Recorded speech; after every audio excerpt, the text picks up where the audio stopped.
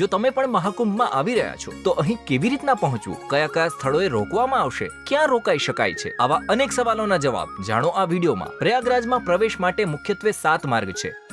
શાહી સ્નાનના એક દિવસ પહેલા અને એક દિવસ બાદ સુધી કુંભના મેળા વિસ્તાર નો વ્હીકલ ઝોન રહેશે. જો તમે બસ દ્વારા લખનઉ, અયોધ્યા, કાનપુર, વારાણસી, જૌનપુર, મિર્ઝાપુર, ચિત્રકૂટથી આવી રહ્યા છો તો તમને સંગમથી લગભગ 10 કિલોમીટર પહેલા જ રોકી દેવામાં આવશે.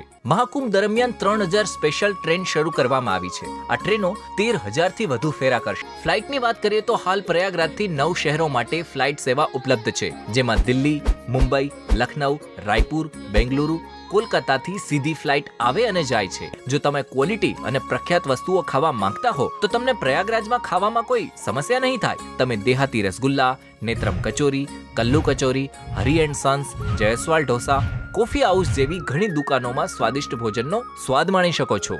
મહાકુંભ સંબંધિત તમામ જાણકારી માટે અત્યારે જ ડાઉનલોડ કરો દિવ્ય ભાસ્કર એપ.